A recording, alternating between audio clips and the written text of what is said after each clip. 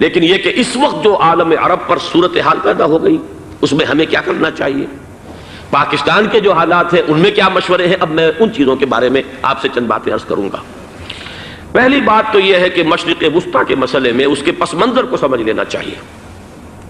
ہمارے بہت سے احباب جو ہیں وہ فوری طور پر وقتی صورتوں کو، جیسے کہ حالات و واقعات ہوتے ہیں، صرف انہی کے اعتبار سے رائے قائم کرتے ہیں، چیزوں کا پس منظر جو ہے نگاہوں کے سامنے رہنا چاہیے۔ اس صدی کا ایک مختصر سا نقشہ ذہن میں رکھیے۔ یہ 20ویں صدی کے آغاز کے وقت، جسے ہم پورا کہتے ہیں مڈل ایسٹ، بلکہ صرف مڈل ایسٹ نہیں، پورا شمالی افریقہ سلطنت عثمانیہ کا حصہ تھا، خلافت عثمانیہ۔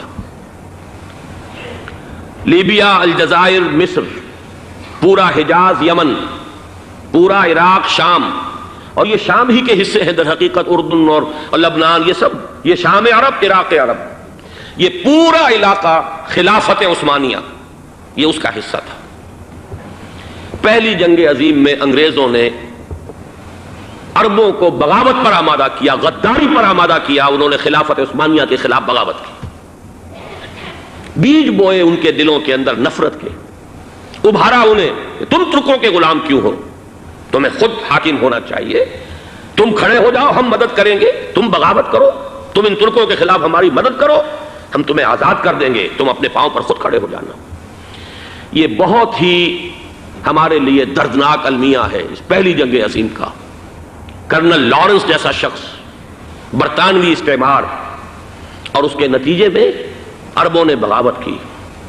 اور اس قدر دردناک بات آپ کو بتا رہا ہوں، میں پہلی مرتبہ جب سن 62 میں حج کے لیے گیا مدینہ منورہ میں، ابھی وہ ریل کے انجن کھڑے ہوئے تھے۔ یہ ترکی کے زمانے میں، سلطنت عثمانیہ کے زمانے میں بغداد سے مدینے تک ریلوے لائن تھی۔ یہ پورا ایک عالم سلطنت عثمانیہ، صرف سلطنت نہیں، خلافت عثمانیہ، پوری ٹرینیں جو ہے ترکوں کی اڑائی گئی، ہزاروں ترکوں کو شہید کیا گیا، یہاں تک کہ صحن حرم میں شہید کیے گئے سینکڑوں ترک۔ یہ جرم تھوڑے نہیں ہے، معمولی نہیں۔ آج جس کی سزا مل رہی ہے، معلوم ہونا چاہیے کہ وہ جرائم کون کون سے تھے۔ اب بھی جو لوگ گئے ہیں انہوں نے دیکھا ہوگا ترکی کا قلعہ موجود ہے اوپر پہاڑی کے اوپر، حرم کا جو سب سے بڑا دروازہ ہے باب ملک عبدالعزیز، اس کے سامنے ایک لائبریری ہوتی تھی، اب تو غالباً وہ بھی گرا دی گئی ہے، اس کے پیچھے پہاڑی پر ترکوں کا قلعہ ہے پرانا، اس پر توپیں موجود تھیں۔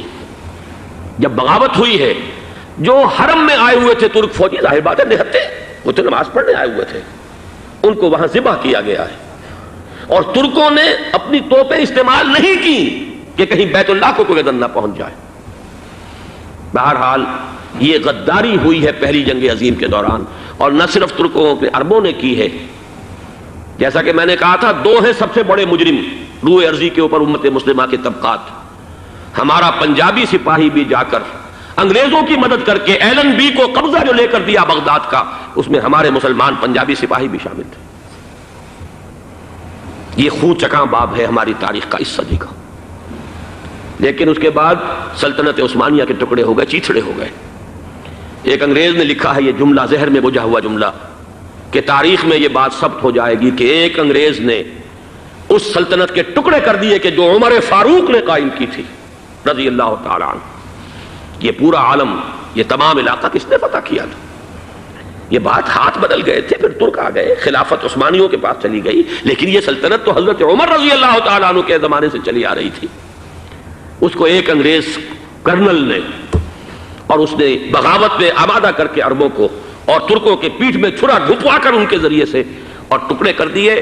لیکن جب جنگ ختم ہوئی، اب انہوں نے کہا کہ اب ہمیں آزادی دیجیے، تو اب انہیں معلوم ہوا کہ غداروں کو دنیا میں کیا ملتا ہے۔ ٹکڑے کر دیے گئے۔ یہ حصہ عراق یہ انگریز کے پاس رہے گا، شام کا یہ علاقہ یہ فرانسیسیوں کے پاس رہے گا، مصر پر انگریزوں کا تسلط رہے گا، لیبیا اطالویوں کے پاس رہے گا، لے دے کر یہ جو علاقہ تھا حجاز، چونکہ وہاں کچھ تھا ہی نہیں، بے وادن غیر ذی زرع، یہ عربوں کے پاس چھوڑ دیا گیا۔ اس وقت جو بادشاہ ہیں شاہ حسین اردن کے، ان کے دادا سب سے بڑے غدار وہی تھے، لہذا ان کو اس علاقے کی بادشاہت دے دی گئی۔ اس کے بعد نجد سے ایک تحریک اٹھی ہے، وہ سعودی جو خاندان ہے وہ نجد سے اٹھا ہے۔ نجد میں اس وقت کچھ بھی نہیں تھا، وہ تو صرف ریت کے تودے تھے اور کچھ بھی نہیں، لہذا ادھر کسی استعماری قوت کو دیکھنے کی ضرورت ہی نہیں تھی۔ وہ تو بعد میں تیل برآمد ہوا اور اس کی حیثیت ہو گئی، اور یہ امارات کا علاقہ جو ہے اس کی دنیا میں اب گویا کہ یوں سمجھیے کہ جو سب سے زیادہ اہم علاقے ہو سکتے ہیں روئے ارضی کے نقشے پر، ان میں سے ایک وہ ہو گیا۔ لیکن یہ اس وقت کی بات میں کر رہا ہوں، کوئی حیثیت نہیں تھی، لہذا اس کو چھوڑ دیا گیا۔ یہ ہے تاریخی پس منظر، یہ لکیریں جو کھینچی گئی ہیں، یہ ایک ملت اسلامیہ کو جو قومیتوں میں تقسیم کیا گیا، پھر نعرے لگوائے گئے المصر للمصریین الشام للشامیین۔ اب شامی ایک علیحدہ قوم ہو چکے ہیں، مصری ایک علیحدہ قوم ہو چکے ہیں، عراقی ایک علیحدہ قوم ہو چکے ہیں۔ یہ ساری تقسیمیں استعمار کی پیدا کرنا ہے، اس کا کوئی تعلق اسلام کے ساتھ نہیں۔ اب ضرورت تو اس بات کی تھی کہ استعمار کے پنجے جب یہاں سے کچھ ہٹے، دوسری جنگ عظیم کے بعد ایک دور آیا، امریکہ ابھرا ہے دنیا کی عالمی سطح پر سیاست میں، اس کے ہاں کچھ آزادی کے تصورات تھے، اس نے بھی سپورٹ کیا۔ برطانیہ کمزور ہو چکا تھا، وہ اتنے بڑے علاقے کو اب ہولڈ نہیں کر سکتا تھا۔ ہندوستان بھی آزاد ہوا، پھر یہ کہ اور دوسرے علاقوں سے بھی اس کو پسپائی اختیار کرنی پڑی۔ استعمار کے پنجے جس طرح بھی ہوئے، ان کے سینوں سے، عربوں کے سینوں سے جو ہے گویا کہ وہ ہٹے، لیکن امریکہ نے ایک اپنی بہت بڑی حکمت عملی جو اختیار کی، عالم عرب کے سینے میں اسرائیل کا خنجر پیوست کر دیا، تاکہ یہ کبھی آزاد نہ ہو جائیں، ہمارے انگوٹھے تلے رہے، ہماری پالیسی گورن کرے۔ یہ استعمار کا دوسری جنگ عظیم کے بعد جہاں برطانوی استعمار، فرانسیسی استعمار رفتہ رفتہ یہ ہٹنے شروع ہوئے، صدر ناصر نے انگریزوں کو اٹھا کر پھینکا میڈیٹرینین میں اور دوسرے جگہوں سے، الجزائر نے آزادی حاصل کی فرانس سے، اطالویوں سے جو ہے لیبیا والوں نے آزادی حاصل کی، یہ ہو گیا، لیکن ایک خنجر پیوست کر دیا گیا اسرائیل کا سینہ عرب میں۔ اس صورتحال میں ظاہر بات ہے کہ ایک تو بڑی آئیڈیل پوزیشن تھی کہ پورا عالم اسلام متحد ہو، لیکن وہ تو بہت دور کا خواب معلوم ہوتا ہے۔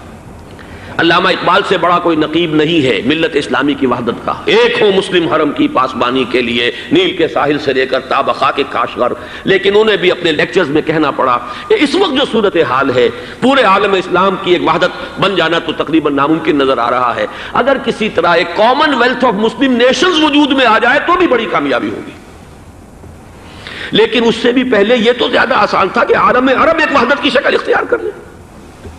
یہ تو ایک قوم ہے، اکثر و بیشتر ایک نسل یا زیادہ دو نسلیں کہتی تھے، شمالی افریقہ میں بربر نسل بھی ہے، باقی تو سب عرب ہے۔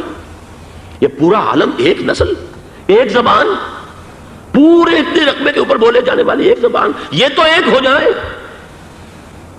افسوس یہ ہے کہ اس کا ایک ہو جانا، ایک شخصیت ابھری تھی جو مذہبی مزاج کی شخصیت تھی، جو دینی مزاج کی حامل شخصیت تھی، اگر اس کی قیادت میں عالم عرب متحد ہو جاتا تو واقعتاً ایک بہت بڑا جو ہے مرحلہ وہ طے ہو جاتا پوری عالمی ملت اسلامیہ کی ایک وحدت اختیار کرنے کا۔ وہ شخصیت تھی شاہ فیصل شہید کی، اور اس لفظ کے ساتھ ہی آپ کے ذہن میں آ گیا ہوگا کیوں انہیں شہید کر دیا گیا، کس نے کیا کرایا، کہاں سے تعلیم حاصل کر کے آیا تھا وہ جس نے شہید کیا شاہ فیصل شہید کو، اس کی گردن پر کون سوار تھی، وہ یہودی لڑکی کے جس کے فوٹو بھی شائع ہوئے، ایک گردن پر اٹھائے کھڑا ہوا شہزادہ اپنی ایک یہودی دوست کو، لڑکی کو، اور وہی ہے کہ جس نے جا کر پستول سے شہید کیا ہے۔ اچھی طرح جان لیجئے، جیسے بارہا میں نے عرض کیا ہے کہ حضرت عمر کو شہید کرنے والا کہنے کو ابو لولو فیروز تھا، لیکن اس کے پیچھے پورا ایرانی نسل پرستی کا جو پورا پس منظر ہے، اسے تو ہر شخص جس کی ذرا بھی نگاہ جو ہے جو صرف منظر کو نہ دیکھ رہی ہو، پس منظر کو بھی دیکھنے والی ہو، وہ تو جان لے گی کہ ابو لولو فیروز ایک فرد کا نام نہیں تھا، وہ ایران کا انتقام تھا عالم عرب سے۔ بالکل اسی طریقے سے یہ امریکی استعمار کا ہتھ کنڈا تھا، اسے محسوس ہوا۔ شاہ فیصل مذہبی مزاج کا شخص، یہ ابھر رہا ہے، اور یہ شاہ فیصل کی حکمت عملی کا ذرا آپ اندازہ کیجئے۔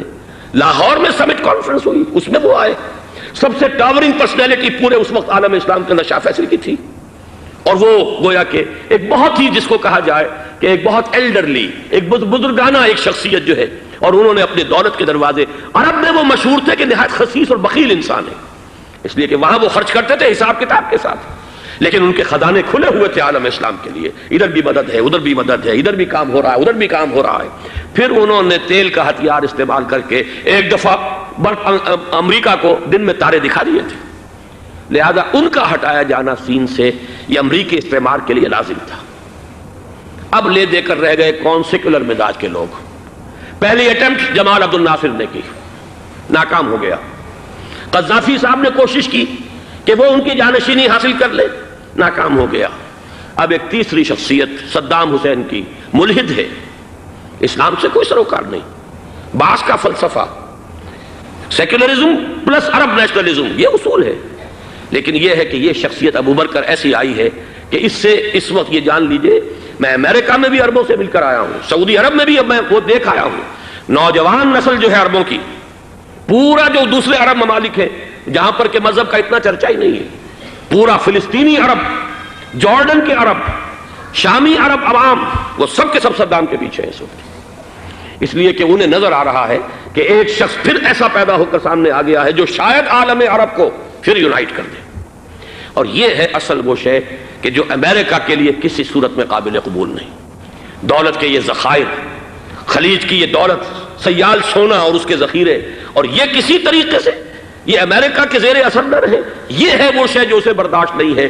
وہ کوئی اربوں کی محبت میں نہیں آیا 2.5 لاکھ فوج لے کر، وہ کوئی شاہی عرب جو خاندان ہے سعودی، اس سے اس کی کوئی دلچسپی نہیں ہے، کوئی پتہ نہیں کہ وہ خود ان کو ہٹا دیں اور وہاں پر کوئی جمہوری ڈھانچہ جو ہے وہاں پہ کھڑا کروا دے خود امریکہ۔ اس لیے کہ سعودی عرب میں دیکھ آیا ہوں، حالات اگرچہ ظاہر بات ہے کہ زیادہ گہرائی میں تو وہاں جانے کا موقع ہی نہیں ہوتا، بہت ہی مستبد حکومت ہے، لیکن صاف نظر آ رہا ہے کہ اس وقت دونوں طبقے نوجوانوں کے جو ہے وہ شاہی خاندان کے شدید خلاف ہو چکے ہیں۔ جو وہاں پر جدید مثقف طبقہ ہے، جدید تعلیم یافتہ، جو باہر پڑھ کر آیا ہے امریکہ میں اور کہیں اور وہ کثیر تعداد میں، اب وہ صاف سوال کر رہے ہیں کہ یہ بلینز اور بلینز آف ڈالرز کے جو ہمارا خرچہ آتا تھا، ہمارے ہتھیاروں کے آرڈر جاتے تھے، وہ کہاں گئے؟ کل 65,000 فوج، اور عرب کے پاس، سعودی عرب کے پاس اتنے ٹینک بھی نہیں ہیں جتنے کہ یمن جیسے غریب ملک کے پاس ہے، تو ہمارا روپیہ یہ گیا کہاں؟ یہ ایک سوال ہے جو ہر شخص کے ذہن کے سامنے ہے۔ اب ہمیں اپنے معاملات کو خود سنبھالنا ہوگا۔ اسی طریقے سے جو مذہبی طبقہ ہے، اور وہاں ہے بڑی تعداد میں مذہبی طبقہ نوجوان جن میں بڑا جذبہ ہے، اور ان کا وہ جوش جہاد انہیں جہاد افغانستان تک لے کر آیا ہے۔ سینکڑوں عرب نوجوان یہاں جو ہے شہید ہوئے، اپنے ملک میں تو انہیں بولنے کی بھی کوئی امکان نہیں ہے، لیکن یہاں وہ جذبہ جو اندر اندر پروان چڑھ رہا ہے، وہ جذبہ انہیں لایا ہے اور افغانستان کی سنگلاخ وادیوں کے اندر انہوں نے جام شہادت نوش کیا ہے۔ وہ طبقہ بھی شدید مخالف ہو چکا ہے کہ انہوں نے امریکیوں کو بلا کر، ان میں یہودی بھی ہیں، عیسائی تو ہے ہی ہے، یہودی ہیں، یہودی عورتیں ہیں، جو کچھ اب وہاں بے حیائی اور بے پردگی کے مناظر نظر آ رہے ہیں۔ یہ سرزمین عرب، میں نے امریکہ میں تقریر سنی ہے اسنا کے جو فائنل ان کا ایک سیشن تھا، اسلامک سوسائٹی آف نارتھ امریکہ، جس میں میں مدعو کیا گیا تھا، اور اسی لیے میں نے یہ سفر کیا تھا۔ ایک نوجوان نے جو تقریر وہاں پر کی ہے، واقعہ یہ ہے کہ میں حیران رہ گیا اس کی جرأت کا۔ اس نے کہا کہ حضور نے فرمایا تھا کہ جزیرہ نما عرب میں 2 دین جمع نہیں ہو سکتے، اور آج شاہی خاندان کی صرف اپنی حکومت کو بچانے کے لیے امریکیوں کو اتنی بڑی تعداد میں بلا لیا گیا ہے، جن میں موبائل چرچ بھی ہیں، موبائل سینیگوگز ہیں، یہودی مرد اور عورتیں جو ہے دندناتے پھر رہے ہیں آج عرب کی سرزمین پر۔ لہذا جو مذہبی طبقہ ہے وہ اس پر شدید رد عمل جو ہے اس کے اندر پایا جاتا ہے۔ یہ حالات ہیں جو میں آپ کے سامنے چاہتا تھا کہ رکھ دوں۔ یہ وہ شامت اعمال ہے۔ ایک طرف یہ کہ وہ شخصیت جو ہے صدام حسین کی، وہ کوئی پسندیدہ شخصیت نہیں، لیکن یہ کہ اس شخصیت کو تقویت دینے والے بھی تو یہی لوگ تھے۔ انہیں خطرہ تھا ایران کے انقلاب سے کہ کہیں اسی قسم کا کوئی انقلاب ہمارے ہاں نہ آ جائے، لہذا انقلاب ایران کو ایکسپورٹ نہ ہونے دے، اس لیے انہوں نے اسی صدام حسین کو بلینز اور بلینز آف ڈالرز کی مدد دی۔ آج وہی ہے، عربی کی تو ایک کہاوت بھی ہے، سمن کلبک، یا کو لوگ اپنے کتے کو کھلا پلا کے موٹا کرو، کسی روز تمہیں کو کاٹے گا۔ آج وہ تو انہیں کاٹ رہا، لیکن یہ کہ اس کا جو علاج تجویز ہوا ہے وہ انتہائی خوفناک ہے۔ 2.5 لاکھ امریکی، وہ استعمار کے پنجے جو بمشکل عالم عرب کے سینے سے جو گڑے ہوئے تھے اس استعمار نے، مشکل ہٹے تھے کہ ایک دم اب وہاں پر خبریں آ رہی ہیں، فرانسیسی بھی آ رہے ہیں، برطانوی بھی آ رہے ہیں، کہاں کہاں سے فوجیں آ رہی ہیں، اور وہاں پر 2.5 لاکھ تو صرف امریکن آرمی کا، اس میں تقریباً 1.5 لاکھ تو پہنچ چکی، اور جو بھی ہوگا وہاں پر جیسا کہ میں نے عرض کیا ہے اس قدر خوفناک سین ہے۔ میں نے بہت سے حضرات واقف ہوں گے، کئی مرتبہ میں نے حوالہ دیا ہے مولانا سید حامد میاں رحمہ اللہ کا۔ انہوں نے ایک دفعہ مجھے بتایا تھا کہ احادیث میں جو قرب قیامت کے حالات و واقعات کی پیشن گوئیاں ہیں، ان میں یہ ہے کہ وہ جو آخری جنگ ہونی ہے جو کہ دجال کے خلاف ہوگی مسلمانوں کی، اور جس میں کہ حضرت مسیح علیہ السلام کا نزول ہوگا، جس کے سلسلے میں اس سے پہلے ایک جنگ ہوگی بہت خوفناک، بہت خوفناک۔ اور عجیب الفاظ ان کے یہ تھے کہ اس میں ایک طرف مسلمان اور عیسائی اور یہودی تینوں ہوں گے۔ یہ بات سمجھ میں نہیں آتی تھی کہ مسلمان اور یہودی ایک جگہ کیسے جمع ہو سکتے ہیں۔ آج وہ نقشہ نظر آ گیا ہے۔ آج اسرائیل، امریکہ، سعودی عرب اب یہ ایک ہیں، بلکہ چلتے آئیے مصر، اسرائیل، سعودی عرب اور جو بھی ان کے حواری ہیں وہ سب ایک صف میں کھڑے ہیں، اور ان کے اوپر سیادت کس کی ہے؟ امریکہ کی۔ وہ نقشہ آ گیا ہے۔ اور اس جنگ کے سلسلے میں مولانا حامد میاں رحمہ اللہ نے مجھے بتایا تھا کہ حدیث میں الفاظ آئے ہیں، اتنے لوگ ہلاک ہوں گے، اتنے لوگ ہلاک ہوں گے، اتنے لوگ ہلاک ہوں گے کہ ایک پرندہ سینکڑوں میل تک اڑتا ہوا چلا جائے گا اور اسے سوائے لاشوں کے اور کچھ نظر نہیں آئے۔ یہ نقشہ خاکم بدہن تلا ہوا ہے، کھڑا ہوا ہے۔ جو بھی ہوگا کیمیاوی جنگ، کیمیاوی کیمیکل وارفیئر اور پھر ایٹمک وارفیئر، جس کی کھلی دھمکیاں دی جا چکی ہیں۔ کبھی کوریا کے بارے میں اندیشہ تھا کہ یہ درندے خدا کی دھرتی کو، کوریا کی غریب بستی کو ناگاساکی بنا کے چھوڑیں گے، ہیروشیما بنا کے چھوڑیں گے۔ آج وہ صورتحال جو ہے عالم عرب پر، heart of the Arab land, اس پر یہ صورتحال بالکل تلی کھڑی ہے۔ اس میں ہمیں کیا کرنا چاہیے؟ میں نے یہ چاہا کہ پورا پس منظر آپ کے سامنے ہو، صرف وقتی سا کوئی ایک نعرہ، وقتی سی کوئی ایک خبر، اس کے حوالے سے ایک جذبات کا معاملہ، پورا ایک پس منظر سامنے رکھیے۔ اب وہ آپ کو شاید میری باتیں جو ہیں وہ سمجھ میں آ جائیں۔ نمبر ایک، ہمیں کسی صورت اس جنگ میں امریکہ کے گھڑے کی مچھلی نہیں بننا چاہیے۔ امریکہ اسلام کے تحفظ کے لیے نہیں آیا، امریکہ حرمین کی حفاظت کے لیے نہیں آیا، امریکہ اپنے مفادات، عالمی مفادات کے تحفظ کے لیے آیا، اور زیادہ سے زیادہ آپ کہہ سکتے ہیں کہ وہ سعودی شاہی خاندان کی حفاظت کے لیے آیا۔ اور بڑا عمدہ مضمون چھپا تھا پچھلے، بلکہ ابھی تک تو وہ تازہ ہی ہے جب تک نیا نہیں آتا، ندا میں، جس کا عنوان تھا اربوں کا چھرا اور اربوں کا گدا۔ سارے پیسے بھی انہیں سے لے رہے ہیں۔ $12 بلین کا ایک چیک لے کر گیا جیمز بیکر۔ اندازہ تو کیجیے دنیا کہاں سے کہاں پہنچ گئی۔ میں حیرت ہوں کہ دنیا کیا سے کیا ہو جائے گی۔ 2 ماہ قبل اس کا تصور نہیں ہو سکتا تھا۔ اتنی بڑی قوت امریکہ کی، تباہ کن قوت، اور جمع ہو جائے گی عرب کے اندر۔ لیکن یہ کہ وہ کاسٹ بھی اربوں ہی کی ہوگی، انہی کا چھرا، انہی کا گلا۔ ہمیں کرنا یہ چاہیے، اللہ تعالی ہماری حکومت کو، ہمارے سیاستدانوں کو، ہمارے ذمہ دار لوگوں کو ہدایت دے، وہ امریکہ کے گھڑے کی مچھلی نہ بنے۔ اس کے تحفظ کے لیے یا شاہی خاندان کی حفاظت کے لیے بہت کچھ انہوں نے عیش کر لیے، کافی عیش کر لیے۔ باقی یہ کہ اب جو کچھ ہونا ہے وہ ہونا ہے۔ حرمین شریفین کو تو خود عرب کے لوگ کہتے ہیں کہ کوئی خطرہ نہیں ہے۔ سارا جھگڑا تو وہ تیل کی دولت کا ہے۔ وہ تیل کی دولت جو ہے وہ شمال مشرقی کونے کے اندر ہے۔ بلکہ یہ کہ جو رد عمل پیدا ہوا عالم اسلام میں اور سعودی عرب میں، خود اس کے مذہبی نوجوانوں میں امریکی فوجوں کی آمد کے خلاف اس کا جواب دیا گیا رابطہ عالم اسلامی کی طرف سے کہ یہ جو بھی جنگ کا محاذ ہے، جو فوجیں ہیں، یہ حرمین سے تو 1500 کلومیٹر دور ہیں، تو حرمین کو تو کوئی خطرہ نہیں ہے۔ خطرہ ہے امریکہ کے عالمی مفادات کو۔ آج آپ کو معلوم ہے دنیا 2 طبقوں میں بٹی ہوئی ہے، دی رچ اینڈ دی پور۔ یہ جو اقوام ہیں، جو 6-7 قومیں شمار ہوتی ہیں دنیا کی دولت مند قومیں، ان کے لیے خطرہ ہے کہ یہ اگر ہم ان کا جو سب سے بڑا ذریعہ ہے اس کا صنعت کا، یہ تیل، اگر اس کو کچھ ہو گیا تو ان کی سب کی اکانومی جو ہے وہ ایک دم دھڑام سے زمین پر آ جائے گی، وہ بھی برابر ہو کر رہ جائیں گے دنیا کے دوسرے ملکوں کے۔ یہ اس کی حفاظت کے لیے آئے ہیں۔ ہمارے نوجوان کو آج میں سوچتا ہوں کاش کہ ہمیں معلوم ہو، ہمیں وہ تاریخ دہرانی نہیں چاہیے کہ ہم نے پہلی جنگ عظیم میں انگریزوں کے استعمار کے پنجے گڑوانے کے لیے اپنی جانیں دیں۔ پنجاب کا نوجوان، پنجاب کا مسلمان سپاہی بھی جا کر ایلن بی کو قبضہ دلوانے کے اندر اور بغداد پر قبضہ کرانے میں اس کے تعاون کیا، اس کی مدد کی۔ کیا آج بھی وہی تاریخ اپنے آپ کو دہرائے گی؟ آج ہمارا فوجی جائے گا وہاں پر امریکہ کے تحفظ کے لیے، اس کے مفادات کے تحفظ کے لیے؟ پہلی بات یہ کہ یہ ہرگز نہیں ہونا چاہیے۔ ہونا کیا چاہیے؟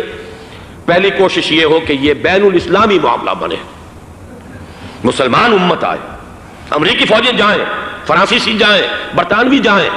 ہاں اس صورت میں کہتا ہوں پاکستان کا ایک ایک بچہ وہاں جائے اور اپنی جان قربان کر دے، اس لیے کہ یہ قرآن کا حکم ہے۔ وَإِن طَائِفَتَانِ مِنَ الْمُؤْمِنِينَ اقْتَتَلُوا فَأَصْلِحُوا بَيْنَهُمَا فَإِن بَغَتْ إِحْدَاهُمَا عَلَى الْأُخْرَى فَقَاتِلُوا الَّتِي تَبْغِي حَتَّى تَفِيءَ إِلَىٰ أَمْرِ اللَّهِ فَإِن فَاءَتْ فَأَصْلِحُوا بَيْنَهُمَا بِالْعَدْلِ وَأَقْسِطُوا إِنَّ اللَّهَ يُحِبُّ الْمُقْسِطِينَ۔ امت مسلمہ کو حکم دیا گیا ہے اگر مسلمانوں کے 2 گروہ لڑ پڑے تو تم صلح کراؤ، اور اگر ایک فریق زیادتی پر تلا رہے، اڑا رہے، تو اب سب مل کر اس سے جنگ کرو یہاں تک کہ اسے اللہ کے حکم کے آگے جھکا دو. پھر اگر وہ اللہ کا حکم مان لے، صلح پر آ جائے، تو پھر عدل و قسط کے ساتھ ان کے درمیان صلح کرا دو. یہ ہمیں حکم ہے، مسلمانوں کو حکم ہے. لیکن یہ کہ یہ امریکی آ رہے ہیں اور امریکی استعمار اور امریکی مفادات، اور اس کے لیے جو ہے پاکستان کا مسلمان سپاہی بھی جائے، میرے نزدیک کی کسی صورت میں صحیح نہیں. مطالبہ بھی ہو رہا ہے. آج ہی غالباً ایک انٹرویو آیا ہے، شاہ حسین کے بھائی جو ہیں حسن بن طلال، انہوں نے بھی یہی کہا ہے کہ اس کو مسلمانوں کو آپس میں اس معاملے کو طے کرنا چاہیے، اس قضیے کو، امریکی فوجوں کو یہاں سے فوراً واپس جانا چاہیے. اور یہی بات میں یقیناً تائید کروں گا، تحسین کروں گا. یہی موقف ایران کا ہے. ایران عراق کے خلاف جو یو این او کے سینکشنز ہیں، کہتا ہے ہم اس کی پابندی کریں گے، لیکن امریکہ کو یہاں سے نکلنا چاہیے. یہ مسلمانوں کا اپنا معاملہ ہے، وہ آپس میں طے کریں. پاکستان کو بھی یہی موقف اختیار کرنا چاہیے پوری قوت کے ساتھ. اس میں کوئی بھی اگر کمزوری ہو رہی ہے تو در حقیقت یہ گویا کہ ہم امریکی استعمار کے ہاتھ میں اس کا آلہ کار بن کر، کھلونا بن کر استعمال ہو رہے ہیں، جو کہ ہمیں کسی صورت میں نہیں کرنا چاہیے. اگر یہ بھی ناکافی ہو تو دوسرا ایک اور مسئلے کا حل موجود ہے اس سے براڈر سطح پر، کہ غیر جانبدار ممالک اگر کوئی ہے ان کو بھی اس قضیے کے اندر شامل کیا جائے. ایک تحریک تھی کسی زمانے میں، کافی بڑی تھی، لیکن یہ کہ وہ بھی اگر اس کے اندر شامل ہو جائیں. لیکن امریکہ، رشیا، یہ تو ظاہر بات ہے سپر پاورز ہیں، ان کے مفادات ہیں، عالمی اور گلوبل مفادات ہیں. لہذا اول تو یہ ہونا چاہیے کہ بین الاسلامی معاملہ بنا کر، اس صورت میں جیسا کہ میں نے عرض کیا ہماری پوری فوج بھی جائے اللہ پر توکل کر کے. پاکستان کا محافظ اللہ ہوگا. اگر اللہ کے ایک حکم کے اوپر عمل کرتے ہوئے مسلمان یہاں سے جائیں اور جا کر وہاں پر جو ہے اپنی جانیں دینے کو تیار ہو جائیں. لیکن اگر یہ اس میں بھی کافی نہ ہو تو جو بھی غیر جانبدار ممالک ہیں ان کو بھی اس معاملے کے اندر شریک کیا جا سکتا ہے. بدرجۂ آخر اگر پاکستانی فوج جائے، وہ صرف حرمین شریفین کے گرد و نواح میں ان کو ڈپلوائے کیا جانا چاہیے. اگر خدا نہ خواستہ وہاں پر کوئی آنچ آنے کی شکل پیدا ہو جائے تو اس کی، اے ارض پاک تیری حرمت پہ کٹ مرے ہم، اس کے لیے مسلمانوں کو تیار رہنا چاہیے. اس لیے کہ بہرحال جہاں تک ارض پاک کی حرمت کا تعلق ہے وہ ہمارے ایمان کا جز ہے. باقی برطانوی مفادات، امریکی مفادات، صنعتی ممالک کے مفادات، یا کسی شاہی خاندان کے مفادات، یہ شاہی خاندان یہ تو گرتی ہوئی دیواریں ہیں، جانا ہے آج نہیں تو کل. لیکن یہ کہ اصل معاملہ ہے امت کا، اصل معاملہ ہے امت مسلمہ کا، اصل معاملہ ہے حرمین شریفین کا. لہذا ان دونوں چیزوں کو لازماً گڈمڈ نہ کریں. آپ حضرات کے علم میں ہے کہ اس سے پہلے ایران کی طرف سے بار بار مطالبہ ہوا کہ حرمین کو بین الاسلامی کنٹرول میں دے دیا جائے اور سعودی عرب کا اس کے اوپر سے جو انتظامی عمل دخل ختم کر دیا جائے. میں نے کبھی تائید نہیں کی، اس لیے نہیں کی کہ میرا مشاہدہ ہے، میں گیا ہوں بارہا، سعودی عرب کی حکومت نے چاہے خود بھی بڑے بڑے محل بنائے ہیں لیکن حرمین کی خدمت کے اندر بھی کوئی کمی نہیں کی. اس پر انہوں نے اربوں ڈالر اس پر بھی خرچ کیا ہے. اس کے اوپر انہوں نے اس حج کے انتظامات پر پوری حکومت جو ہے وہ اپنے آپ کو لگائے رکھتی ہے. لہذا اس اعتبار سے کوئی کمی کی بات نہیں وہاں پر آئی کہ جس کے لیے ضرورت ہو کہ ان کا عمل دخل وہاں سے ختم کیا جائے. لیکن یہ صورتحال اب جو پیدا ہو گئی ہے یہ بالکل مختلف ہے، اسے اس کے کانٹیکسٹ کے اندر دیکھا جانا چاہیے، اور اسی کے حوالے سے میں نے چند رائے آپ کے سامنے رکھی. اب آئیے پاکستان کی طرف جو ہمارا اصل مسئلہ ہے، اس کے تو ہم سب سے بڑے ذمہ دار ہیں. اس کی بھلائی ہے تو، برائی ہے تو، اس میں خیر آتا ہے تو وہ بھی ہماری کوشش اس کے لیے ضروری ہے، اور کوئی شر پیدا ہوتا ہے تو اس کی ذمہ داری بھی ہم پر آئے گی. اس کے ضمن میں چند باتیں عرض کر رہا ہوں. شدید ترین خطرہ ہے، جیسا کہ میں عرض کر چکا ہوں، کہ بھارت حملہ کرے گا. مجھے تو تقریباً یہ رائٹنگ آن دی وال کے مانند ایک فیصلہ نظر آ رہا ہے، بلکہ آج میں کسی سے کہہ رہا تھا کہ اگر اب نہیں تو پھر کبھی بھارت حملہ نہیں کر سکتا. اس کے لیے سچویشن بالکل رائٹ ہے. 2 مرتبہ ایکسرسائز کر چکا ہے وہ، خاص ٹارگٹ بنا کر حیدرآباد کو، اور اس کے پیش نظر ہے سندھ میں جو بھی خلفشار ہے اسے اس کے علم میں ہے، جو بھی تصادم ہے. اب بھی اگرچہ اس وقت کی جو ہماری اندرونی سیاست ہے یہ اس کا کرشمہ سامنے آیا ہے کہ جی ایم سید صاحب کو ایگزونریٹ کیا جا رہا ہے، ان کو محب وطن کا خطاب دوبارہ دیا جا رہا ہے. وہ شخص کہ جس نے اسلام کے خلاف انتہائی زہریلی باتیں کی ہیں، وہ شخص جس کی کتاب اب پاکستان ٹوٹ جانا چاہیے، وہ لاکھوں کی تعداد میں ہندوستان سے چھپ کر آئی ہے، یہاں تقسیم ہوئی ہے، آج اسے سند دی جا رہی ہے. یہ ہے ہماری اندرونی سیاست کے کرشمے. میں اس پر تفصیل سے نہیں جانا چاہتا، لیکن اس شخص کی دیکھیے وہ جو علامہ اقبال کا شعر ہے کہ بت کرے میں برہمن کی پختہ زناری بھی دیکھ، دیکھ کعبے میں شکست رشتہ تسبیح شیخ اور بت قدے میں برہمن کی پختہ زناری بھی دیکھ کہ نظر یہ آ رہا ہے کہ اس نے رہا ہوتے پہلا بیان یہ دیا ہے کہ ہماری پہلی ترجیح یہ ہے کہ پاکستان ٹوٹ جائے اور ہندوستان کے ساتھ ہم ایک انڈیپینڈنٹ اسٹیٹ کی حیثیت سے کنفیڈریشن قائم کریں، سندھو دیش confederation with India independent of Pakistan. پھر دوسری ترجیح بھی ہے، تیسری آخری ترجیح یہ ہے کہ پاکستان کو 5 ریاستوں میں تقسیم کر دیا جائے اور ایک لوز کانفیڈریشن ہو، بس اس کے سوا کچھ نہیں۔ 5ویں بھی وہ اردو والوں کے لیے نہیں، مہاجرین کے لیے نہیں، ان کے لیے تو ان کے پاس کچھ نہیں ہے۔ 5ویں بھی پنجاب میں سے کاٹ کر سرائیکی صوبہ بنایا جائے اور سندھ میں تو بہرحال اردو بولنے والوں کو سندھی بن کر رہنا ہوگا۔ یہ اس شخص کا رہائی کے بعد بھی بیان ہے جسے آپ سند دے رہے ہیں کہ وہ محب وطن ہے اور وہ غدار نہیں ہے، وہ پاکستان کا مخالف نہیں ہے۔ بہرحال یہ حالات جو ہیں انتہائی خوفناک ہیں ہمارے۔ آج کشمیر میں جو صورتحال ہے ہندوستان کے لیے انتہائی تشویشناک ہے۔ جو بدنامی اس کو مل سکتی تھی مل چکی ہے، اور یہ آپ نے دیکھ لیا وہ امریکہ بہادر جو 1.5-2 لاکھ آدمی لے کر پہنچ گیا سعودی عرب میں، اس نے انگلی تک نہیں اٹھائی ہے کہ کشمیر میں بھارت کیا کر رہا ہے۔ یہ ہے ان کی ڈبل سٹینڈرز، یہ ہے ان کی بے ایمانیاں کہ بھارت جو کچھ کر رہا ہے وہاں۔ آج اگر ظلم ہو رہا ہے کویت میں عراقیوں کے ذریعے، پورے ورلڈ ٹیلی ویژن پر، CNN پر، فلاں پر اور اخبارات میں، آج بھی ایک لمبا مضمون میں نے اخبار میں پڑھا ہے، لیکن یہ ہے کہ کشمیر میں کیا ہو رہا ہے کہیں تذکرہ نہیں ہو رہا۔ یہ ہے دنیا کے اندر دیانت اور امانت اور شرافت کا حال، اور بین الاقوامی سیاست جو ہے اس کے ڈبل سٹینڈرڈز۔ لہذا جو بدنامی بھارت کو آ سکتی تھی وہ آ چکی ہے۔ ہندوستان سے ایک نوجوان مسلمان صحافی دہلی سے آئے تھے، نئی دنیا ایک پرچہ نکلتا ہے اس کے طرف سے وہ دورہ کر کے گئے ہیں، مجھ سے بھی لاہور میں ملے تھے، تقریباً 1 مہینہ 1.5 مہینہ ہوا۔ ان کے الفاظ سن کر میں کانپ گیا تھا۔ انہوں نے کہا تھا کہ بھارت کی حکومت اس کے اوپر تلی ہوئی ہے کہ چاہے ایک اور آخری کشمیری کو بھی ہلاک کرنا پڑے، وہ کشمیر کے اندر کبھی بھی کوئی معاملہ جو ہے کشمیر کی آزادی یا کشمیر کو پاکستان کے لیے جانے کے لیے تیار نہیں ہے۔ کیا بگڑے گا اس کا؟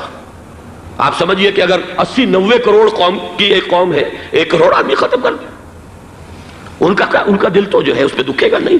حال ہمارا یہ ہے کہ ہم تو کوئی چیلنج بھی نہیں کر سکے، ہم تو اپنی صفائی دیتے رہے کہ نہیں ہمارا کوئی ہاتھ نہیں ہے، ہم نے کچھ نہیں کیا ہے، ہمارا کوئی اس کے اندر عمل دخل نہیں ہے، بس یہی ہماری ڈپلومیسی کا شاہکار رہا ہے۔ یہ حال ہے پاکستان کا۔ لہذا بھارت کا وہ معاملہ جو ہے، میں نے جیسا کہ آپ کے سامنے مختلف فیکٹرز گنوا دیے تھے، اندرونی اس کی سیاست، اندرونی خلفشات، وہ تو اب آ کر رہے گا۔ اللہ یہ کہ اللہ تعالیٰ کے قبضہ قدرت میں ہر شے ہے، وہ ٹال دے تو ٹال دے۔ مجھے اقبال کا وہ شعر یاد آ رہا ہے، تقدیر تو مبرم نظر آتی ہے لیکن پیران کلیسا کی دعا ہے کہ یہ ٹل جائے۔ ہم دعا کریں کہ یہ ٹل جائے وقت، لیکن یہ ہے کہ تقدیر مبرم نظر آ رہی۔ اس حالت میں ہمیں کیا کرنا چاہیے؟ نمبر 1 یہ کہ سب سے اہم شے ہے قومی یکجہتی، اور قومی یکجہتی کے اعتبار سے انتہائی خوفناک مرحلہ آ رہا ہے انتخابات کا۔ انتخابات میں تو کچھ نہ کچھ فساد، کچھ نہ کچھ دنگا، کچھ نہ کچھ ہنگامہ، ایک دوسرے کے خلاف کیچڑ، ایک دوسرے کے خلاف الزامات، بوچھاڑ، یہ تو بڑھتے ہیں۔ بھارت میں بھی قتل و غارت گری ہو جاتی ہے کچھ نہ کچھ۔ لہذا یہاں پر بھی پیر پگاڑا صاحب جو ہمیشہ سے کہتے چلے آ رہے ہیں فیملی پلاننگ، آج پھر ان کا جملہ آ گیا ہے کہ شاید اس انتخابات میں فیملی پلاننگ کے ذریعے سے کوئی بہت بڑا کام ہو جائے۔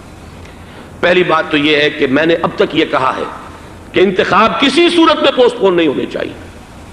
اب بھی میں یہ کہتا ہوں کہ اگر تو انتخابات کا بدل صرف ایک ہے اور وہ مارشل لا ہے، تو پھر مارشل لا سے تو بہتر ہے کہ وہ انتخابات ہوں چاہے اس میں کوئی خلفشار بھی ہو، اس لیے کہ مارشل لا کا مطلب جو ہے وہ تو سندھ کے اندر ایک ناگزیر دھماکہ ہو جائے گا، تباہ کن، خوفناک، اور پھر بھارت کو کچھ کرنے کی ضرورت نہیں ہوگی، کیا کرایا اسے سارا معاملہ سندھ کے اندر سے مل جائے گا۔ ماشاء اللہ ہرگز نہیں ہونا چاہیے۔ وہ بات جو سن 80 میں میں نے 18 اگست 1980 کو کہی تھی ضیاء الحق مرحوم سے، آج پھر اسی بات کی میں تکرار کر رہا ہوں، اعادہ کر رہا ہوں۔ ماشاء اللہ پاکستان کے لیے سوسائڈل ہے، لیکن ایک آلٹرنیٹ سامنے آیا ہے۔ ایک تو پشاور ہائی کورٹ کا ورڈکٹ آ گیا، اور یہ کہ کچھ اور لوگوں کی طرف سے بھی باتیں آئی ہیں۔ 1-2 دن ہوئے ہیں، جنگ میں 2 اہم سرخیاں تھیں، اور وہ بڑے اونچے حلقہ جو ہمارا فوج کا اونچا حلقہ ہے اس کی طرف سے، اگرچہ نام کسی کا نہیں تھا۔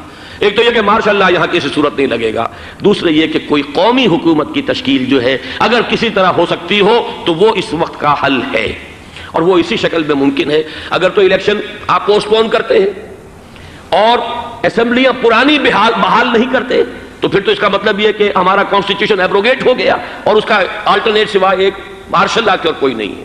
لیکن اگر صدر اسحاق صاحب ہمت کر لیں، ملک کے حالات کو دیکھ کر جو اس وقت صورتحال ہے، جو خطرات ہیں بارڈر پر، ان کو دیکھتے ہوئے یا تو یہ کہ عدالتوں کے ذریعے سے اسمبلیاں بحال ہو جائیں، اس میں حکومت زیادہ رکاوٹ نہ ڈالے، یا یہ کہ خود صدر اسحاق صاحب واپس لے سکتے ہو قدم تو واپس لے لیں، لیکن یہ کہ تمام پارٹیز سے یہ پہلے عہد لے لیا جائے کہ وہ ایک قومی حکومت کی تشکیل کریں گے۔ یہ وہ بات ہے، آپ کو یاد ہوگا مرزا اسلم بیگ صاحب، انہوں نے بالکل شروع میں سن 88 کے الیکشن کے بعد کہا تھا کہ نیشنل گورنمنٹ فارم کی جانی چاہیے۔ اس وقت تو کسی نے دھیان نہیں دیا، پیپلز پارٹی بڑے نشے میں تھی، اس کو خاص طور پر سندھ میں جس طرح کا واک اوور ملا تھا، اس کا ایک نشہ تھا اس کے دماغ پر، اس لیے وہ سوچنے پر تیار نہیں ہوئی۔ لیکن یہ کہ وہ جو ایک فارسی میں کہا جاتا ہے کہ ہر چے دانا کنت کنت ناداں لیک بعد از خرابی بسیار، اب اس خرابی بسیار کے بعد بھی اگر عقل آ جائے اور ایک نیشنل گورنمنٹ بنائی جا سکے اور اس کے حوالے سے الیکشن کو پوسٹ پون کیا جا سکے، تو میرے نزدیک یہ رائے پوری قوت کے ساتھ دی جانی چاہیے، پیش کی جانی چاہیے، اس لیے کہ الیکشن اس وقت جس خلفشار کا سبب بن جائے گا، ذریعہ بن جائے گا، اس کو تو گویا کہ اور بھارت کے جو گھناونے عزائم ہیں ان کو اور تقویت دینے کا سبب اور ذریعہ بن جائے گا۔ دوسری بات یہ، اس قوم کے اندر جذبہ جہاد، وہ ڈیفینسو جہاد، دفاعی جہاد، جس کے بارے میں کوئی دو رائے نہیں ہو سکتی کہ اس کے لیے جو جان بھی دی جائے گی وہ شہادت کی موت ہوگی، اس لیے کہ حضور کی حدیث ہے من قتل دون مالہ فہو شہید، جو شخص اپنے مال کی حفاظت کرتے ہوئے مارا گیا مسلمان وہ شہید ہے۔ تو ظاہر بات ہے کہ اپنی آزادی کا تحفظ جو ہے وہ مال کے تحفظ سے زیادہ اہمیت رکھنے والی شے ہے۔ ایک جذبہ جہاد پیدا کیا جائے اور ایک پیپلز آرمی یہاں پر کھڑی کی جائے، عوامی فوج۔ فوج صرف نہیں کر سکے گی تحفظ جب تک کہ پوری قوم جو ہے وہ فوج کی شکل اختیار نہ کر لے، لیکن ظاہر بات ہے کہ اس کا بھی امکان اسی صورت میں ہوگا جبکہ کوئی ایسی حکومت وجود میں آ گئی ہو کہ جس میں وہ اپوزیشن اور گورنمنٹ کا جھگڑا جو ہے وہ اوپر نہ چل رہا ہو، وہ آپس کی معاد آرائی نہ ہو، تبھی کوئی پیپلز آرمی جو ہے اس کا تصور جو ہے سامنے آ سکتا ہے۔ اللہ تعالیٰ توفیق دے کہ ہم اس کو بھی کر سکیں۔ آخری بات، آج میں سوچ رہا تھا کہ حضور کو اللہ تعالیٰ نے 2 تلواریں دے کر بھیجا تھا۔ ایک تلوار قرآن، جاہدہم بہی جہادا کبیرا، اے محمد یہ ہے آپ کی تلوار، اس کے ذریعے جہاد کیجئے، قلع قمع کیجئے جاہلیت قدیمہ کا بھی، قلع قمع کیجئے جاہلیت جدیدہ کا بھی، اور یہ بے یقینی کو رفع کیجئے، ایمان پیدا کیجئے۔ یہ ہے کہ جو آج ہمارے پاس وہ جہاد بالقرآن کے حوالے سے ہے۔ اور دوسرا ہتھیار تھا دین حق، هو الذی ارسل رسولہ بالہدی ودین الحق لیظہرہ علی الدین کلہ۔ وہ نظام عدل اجتماعی، وہ جو واقعہ یہ ہے کہ اگر اس کا نمونہ دنیا کو دکھا دیا جائے تو پوری دنیا اسے قبول کرے گی، اس لیے کہ دنیا تو پیاسی ہے، دنیا مختلف نظاموں کو ٹرائی کر کے تھک چکی ہے۔ اس نے جمہوریت کا تجربہ بھی کر لیا ہے جس نے سرمایہ داروں کی آمریت کی شکل اختیار کر لی، دنیا نے کمیونزم کا تجربہ بھی کر لیا ہے، وہاں سے بھی پسپائی اختیار کر رہی ہے نوع انسانی، لیکن یہ کہ وہ نظام عدل اجتماعی تو ہمارے پاس تھا۔ پچھلے سال آپ کو یاد ہوگا یہاں پر دسمبر کے مہینے میں اس کے اوپر سیمینار ہوئے تھے، سیاسی نظام، معاشی نظام، معاشرتی نظام، اخلاقی نظام، وہ پورا نظام زندگی جو ہے وہ ہمارے پاس ہے جس کے لیے یہ ملک لیا گیا تھا، اسلامی انقلاب برپا کر کے، اور یہاں پر اس دین کو قائم کیا جائے۔ میں چند باتیں بھارت کے حوالے سے کہنا چاہتا ہوں۔ بھارت کے سلسلے میں ہم سے بہت بڑی بڑی کوتاہیاں ہوئی ہیں ہندو قوم کے حوالے سے۔ پہلی کوتاہی یہ ہوئی کہ ہم نے 800 یا 1000 برس تک حکومت کی، اگرچہ صوفیاء نے کچھ تبلیغ کی یہاں پر، لیکن علمی سطح پر، انٹلیکچوئل لیول پر کوئی تبلیغ کا کام نہیں کیا۔ ہندوؤں کی جو اعلیٰ ذات کے لوگ ہیں، اور ہندو ذہن ہے فلسفیانہ ذہن، اس فلسفیانہ ذہن کو ہم نے کبھی سمجھنے کی کوشش نہیں کی، اس تک ہم نے دین کی دعوت کو نہیں پہنچایا۔ ہم نے جہاد بھی سیف کر کے انہیں زیر تو کر لیا، ان پر حکومت تو کی، لیکن یہ ہے کہ جہاد بالقرآن کے ذریعے سے ان کے نظریات، ان کے افکار، ان کے عقائد، ان کے نظریات باطلہ کا علاج نہیں کیا۔ یہ ایک بہت بڑا جرم تھا کہ ہم نے یہاں پر 1000 برس تک حکومت کی، لیکن یہ فرض منصبی ادا نہیں کیا۔ اس ضمن میں آپ سے عرض کروں کہ پچھلے سال جب میں گیا تھا انڈیا، مولانا علی میاں سے مدظ اللہ العالی میری ملاقات ہوئی، میں نے انہیں ایک مشورہ دیا، وہ چونک گئے، انہوں نے مشورہ پسند بھی کیا، یہ مجھے نہیں معلوم کہ اس پر عمل کیا یا نہیں۔ میں نے ان سے عرض کیا کہ آپ ندوۃ العلماء میں سنسکرت کی تعلیم لازم کر دیں تاکہ یہاں کا عالم دین جو نکلے وہ ہندو جو مذہب کی کتابیں ہیں ٹاپ کی امہات کتب ان کو بھی سمجھ سکتا ہو۔ جب تک آپ ہندو ذہن کو نہیں سمجھیں گے اسلام اس کے سامنے پیش نہیں کر سکتے۔ لہذا ایک کام تو ہمیں یہ کرنا ہے، اور میں نے شاید آپ میں سے جو حضرات بھی میثاق پڑھتے ہیں ان کے تو علم میں یہ بات ہوگی کہ میں نے شاہ ولی اللہ دہلوی رحمۃ اللہ علیہ کا ایک قول جو ہے نقل کیا ہے، ہندوستان ہی کے ایک رسالے میں وہ ان کا قول جو ہے اس کو کوٹ کیا گیا تھا، وہاں سے میں نے نقل کیا کہ انہوں نے فرمایا کہ ایک وقت آئے گا کہ ہندو قوم کے اعلیٰ ذات کی اکثریت اسلام قبول کر لے گی. اللہ کرے کہ وہ کام ہو. وہ بھی ہوگا تو جہاد بالقرآن کے ذریعے سے ہوگا. دوسری دو کوتاہیاں کیا ہوئی؟ دیکھیے میں اس کی مثال دے رہا ہوں. ہم نے اب تک اسلام کے لیے جو نعرہ بازی کی ہے اس کا نتیجہ یہ نکلا، ہندو کو ہم نے بیدار کر دیا، چوکنا کر دیا، منظم کر دیا، اپنے خلاف کھڑا کر دیا، اور ہم نے کچھ کیا نہیں. اس کی ایک سادہ مثال دے رہا ہوں. چپ راس چپ، چپ راس چپ، خاکسار تحریک، دہل گیا تھا پورا ہندوستان. واقعہ یہ کہ دہل گیا تھا. وہ تحریک تو اس کے بعد ختم ہوئی، اب آثار قدیمہ میں کہیں رکھی ہوئی ہے.